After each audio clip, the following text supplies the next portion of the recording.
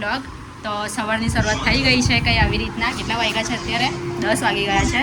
અને રિકિન રમે છે એના ટોયસ. હું તમને બતાવું. કિચન સેટ કાઢ્યો છે, એને પયું રમે છે, પયું સાથે સાથે ટીવી પણ જોઈ છે.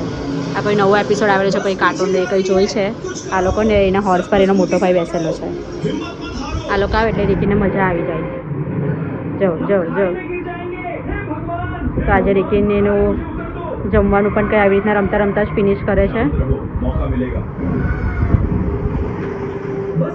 હું રિકીને લઈને આવી ગઈ છું મારા બેડરૂમમાં, અને રિકીને જેસીબી ચલાવી રહ્યો છે.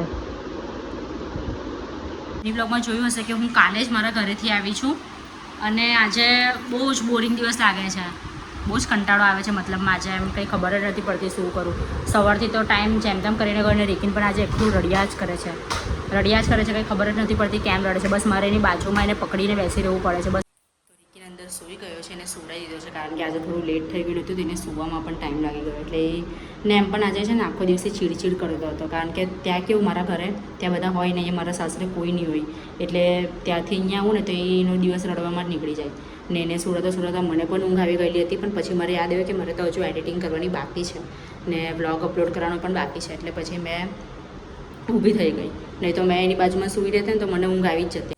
તો હું આવી હતી થોડું ઉપર, કારણ કે જોવા માટે કે આજનું વાતાવરણ કેવું છે. બટ આજે છે ને બહુ જ તડકો છે, બહુ હેવી તડકો છે આજે. મને એવું હતું કે થોડું ઠંડુ હશે ઉપર, પણ એવું નથી. આજે તડકો બહુ જ છે. તમને બ્લોગ જોઈને ખબર પડતી હશે કે મને આજે કેટલો જ કંટાળો આવતો હતો, અને એટમોસ્ફિયર પણ આજે એવું જ કંઈ હતું કંટાળાજનક. તો આજે રિકીને સૂતા થઈ ગયા છે બે, એટલે રિકીન છે ને બહુ ચીડચીડ કરતો હતો. એટલે એને પહેલે જેમ તેમ કરીને મેં સુવડાવ્યો છે. જો મારી આંખ પણ નથી ખુલતી, એટલો તડકો છે, એટલે મારે અહીંયાથી નીકળવું જ પડશે. હવા છે પણ તડકો બહુ જ છે. બસ કંઈ નહીં, તો આ જ હતું બ્લોગમાં. તો તમને બ્લોગ ગમ્યો હોય તો તમે બ્લોગને લાઇક એન્ડ ચેનલને સબસ્ક્રાઈબ કરી દેજો, અને સપોર્ટ કરતા રહેજો. બાય.